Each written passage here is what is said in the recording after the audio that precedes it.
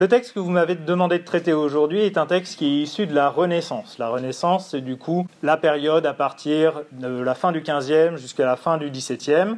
C'est une période dans laquelle les auteurs vont redécouvrir les œuvres antiques et vont essayer de les copier. À l'intérieur de cette Renaissance, le XVIe va voir l'émergence d'un groupe de poètes qui s'appelle la Pléiade, dans laquelle on aura notamment le poète Du Bellay, qui va être représentatif de leur visée artistique, à savoir la défense et l'illustration de la langue française, ceci étant le titre de son manifeste publié en 1549. L'idée derrière la Pléiade, c'est de revaloriser la langue française dans la dynamique de l'édit de Villers-Cotterêts qui sera publié par François Ier.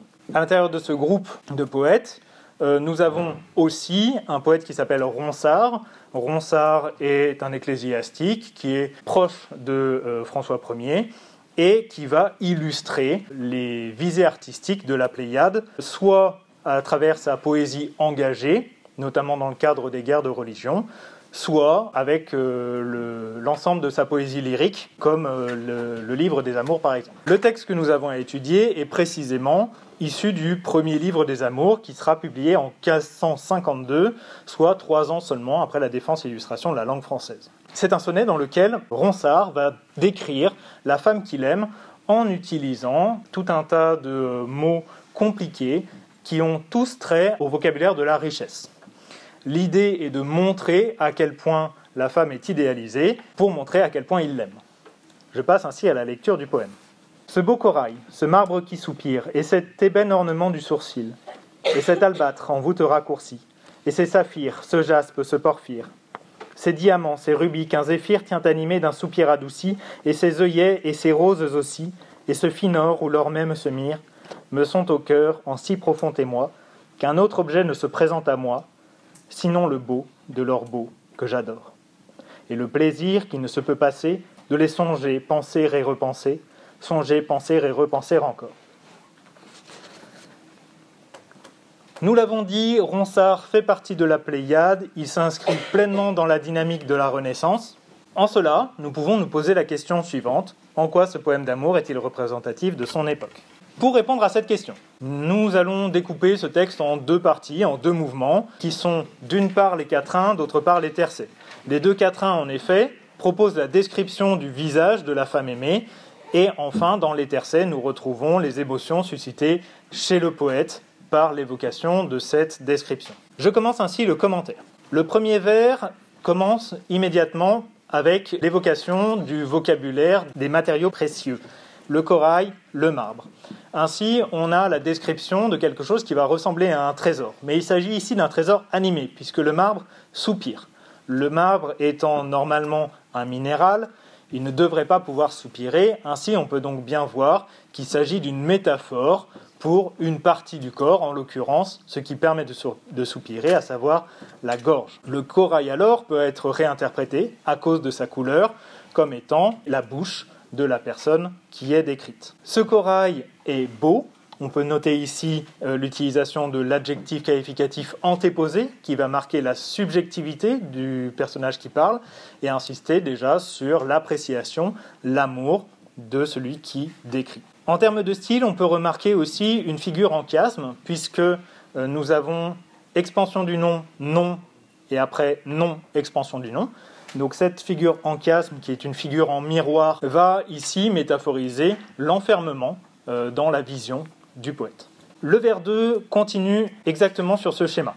Nous avons toujours un élément riche, l'ébène. Simplement ici, cet élément est un adjectif, puisque le nom qu'il complète est ornement. On est toujours dans la description de la beauté. L'ornement est lui-même complété par un complément du nom, du sourcil, qui vient nous confirmer l'hypothèse selon laquelle il s'agit de la description d'un visage. En termes de style toujours, nous retrouvons le nom qui est complété par 2 compléments du nom, un adjectif antéposé qui montre la subjectivité, un complément du nom postposé qui va montrer, là encore, toujours l'enfermement comme le chiasme au premier. Mais nous avons aussi une synthèse puisque les 2 compléments du nom complètent un seul et même nom. Nous avons ici l'idée d'une totalisation de la personne décrite. Nous continuons ainsi. Nous avons le retour de la matière précieuse sous forme de nom, l'albâtre. Nous avons toujours Un groupe prépositionnel envoûte toujours un adjectif raccourci. Simplement, ici, le groupe prépositionnel et l'adjectif sont inversés pour montrer toujours la variété qu'il y a dans la description. C'est toujours la même idée, mais toujours modélisée de manière différente. La strophe se conclut sur une énumération, ce saphir, ce jaspe, ce porphyre. Énumération qui vient répéter l'anaphore et. Énumération de matériaux qui, cette fois-ci, ne possèdent aucune expansion du nom. Il s'agit ici de matières premières pures, tout comme ce sont des noms purs. L'idée derrière ces pierres précieuses de couleur bleu-vert est de montrer la variation dans les yeux de la personne qui est décrite. Dans la deuxième strophe, nous avons toujours le même principe. Les diamants, les rubis, toujours des matières précieuses qu'il va nous falloir élucider. Donc ces rubis qui est complété par une proposition subordonnée relative, qu'un zéphyr tient animé d'un soupir adouci. Il s'agit donc de rubis qui permettent de respirer. Il s'agit donc des lèvres. Et les diamants, par corollaire, deviennent les dents. Deux éléments qui sont intéressants à noter ici. Premier élément, ce sera l'utilisation de la majuscule, azéphir. Il s'agit bel et bien d'un nom propre. C'est un nom qui est issu de la mythologie et qui désigne le vent. En l'occurrence un vent d'ouest. Deuxième élément qui est intéressant, c'est qu'on va apporter la notion d'animation, de mouvement à travers l'adjectif animé. Notion qui est importante parce que pour l'instant, nous n'avons finalement que la description d'une statue. Mais c'est bel et bien une statue qui respire. Cette respiration va être, là encore, signifiée par la reprise du mot soupirer, qui était un verbe au vers 1 et qui est un nom ici au vers 6. On passe ensuite à la description de ses joues. Elle est en train de rougir, qui va être métaphorisée par les œillets et les roses. Là encore, les principes sont toujours les mêmes. On retrouve l'énumération, on retrouve l'anaphore. On termine sur la description de ses cheveux. On peut le déduire parce que ici, or va signifier la couleur jaune. La seule chose qui pourrait être jaune dans la description de ce visage pourrait être les cheveux. Mais cet or va être complété par une proposition subordonnée relative ou l'or même se mire, et du coup on va avoir les deux sens différents du mot or. Le fin or désigne la couleur, mais l'or même désigne la matière. Et à l'intérieur de cette opposition va commencer à se dessiner la supériorité de la personne décrite par rapport à la réalité elle-même. L'or, couleur de ses cheveux, est supérieur à l'or, matière réelle. On a donc ici, dans ce mouvement, la description d'un visage qui va se faire exclusivement à travers l'utilisation de matières premières précieuses et va se dessiner progressivement l'idée d'une statue animée de laquelle le poète va tomber amoureux. Et cela va être signifié notamment par le système des rimes. Outre les adjectifs qui sont plutôt mélioratifs, qui montrent le vocabulaire des sentiments, les rimes elles-mêmes vont montrer cet attachement puisque ce sont des rimes embrassées. Ces rimes embrassées, dans les deux strophes, sont des rimes féminines qui embrassent des rimes masculines, ce système redoublant du coup l'idée de chiasme déjà prévue au premier vers, ce système d'enfermement. Je passe ainsi à ma deuxième partie. Le poète apparaît à travers le pronom « me », pronom première personne, qui va marquer véritablement une rupture avec la description qui précède. L'amour va être confirmé puisqu'il y a l'évocation du cœur et de l'émoi, mais le système reste toujours le même, c'est-à-dire que le nom « émoi » va être précédé d'un adjectif antéposé, toujours subjectif, et lui-même va être modalisé par un adverbe, si profond. On est dans un superlatif absolu. Superlatif absolu qui va montrer du coup l'importance de cette description pour celui qui décrit. Donc, me sont au cœur en si profond émoi qu'un autre objet ne se présente à moi, sinon le beau de leur beau que j'adore. Ici, j'explicite un petit peu ce qu'il est en train de dire. Il est tellement absorbé par l'imagination de la personne qu'il aime qu'il ne voit rien d'autre, qu'un autre objet ne se présente à moi. Je ne vois rien d'autre dans le monde, sinon le beau de leur beau que j'adore. Sinon, la réalité. C'est-à-dire que je ne peux rien voir d'autre, hormis la femme que j'aime, que j'imagine et qui en fait existe. Et dans cette projection de l'imaginaire vers le réel, on retrouve quasiment une modélisation du réel qui fait référence possiblement au mythe de Pygmalion, dont la statue va être animée par l'amour, la déesse de l'amour et l'amour que lui-même lui porte. Au niveau des rimes, on peut voir les rimes suivies entre « émoi » et « à moi » qui vont insister sur une émotion strictement personnelle et qui vont rattacher le texte au lyrisme. Pour le dernier tercet, le mot « plaisir » va faire référence ici au moqueur pour montrer véritablement la profondeur de ses sentiments. Ce plaisir va être complété par une proposition subordonnée relative qui ne se peut passer, à savoir donc qui est éternelle. Et après, on a ce qu'on appelle le concetto, la pointe, qui est la fin du poème, les deux derniers vers. De les songer, penser et repenser, songer, penser et repenser encore. On a pas mal d'éléments qui sont à dire ici. Premier élément, c'est que nous avons une énumération de verbes à l'infinitif, songer, penser et repenser, mais que ces énumérations procèdent par synonyme. Songer et penser sont synonymes, mais aussi par préfixe répétitif. Penser et repenser, c'est la même chose, mais répété. Donc on a vraiment une circularité dans la pensée, circularité qui va être complétée par, du coup, la répétition au vers suivant. Non seulement songer, penser et repenser sont des synonymes, sont des répétitions, mais eux-mêmes sont répétés une deuxième fois, cette répétition étant explicitée par l'adverbe final « encore ».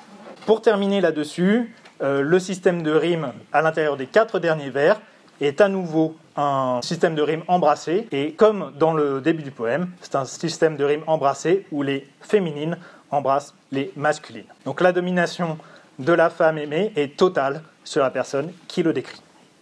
En quoi ce poème d'amour est-il représentatif de son époque ? Alors nous avons vu tout d'abord qu'il s'agit bel et bien d'un poème d'amour, tout simplement parce que le vocabulaire qui va être utilisé va le montrer, qu'il s'agisse des adjectifs mélioratifs, qu'il s'agisse de l'antéposition de ces adjectifs pour montrer la subjectivité, les mots de préciosité qui montrent l'idéalisation, ou même simplement les rimes embrassées, tout est là pour nous montrer que ce texte est bel et bien un poème d'amour. Formellement parlant, c'est un poème qui est extrêmement représentatif de son époque, puisque c'est un sonnet, d'une part, et c'est un blason, d'autre part. C'est un blason puisque c'est bien la description d'une partie du corps, en l'occurrence la tête, le visage, à vocation d'éloge. Or, sonnet et blason, ce sont toutes les deux des formes poétiques qui ont été inventées et démocratisées au XVIe siècle. Troisième élément, ce qui est intéressant de noter, c'est la prépondérance ici du vocabulaire de la richesse. Mais ce vocabulaire de la richesse passe par le biais de la richesse du vocabulaire.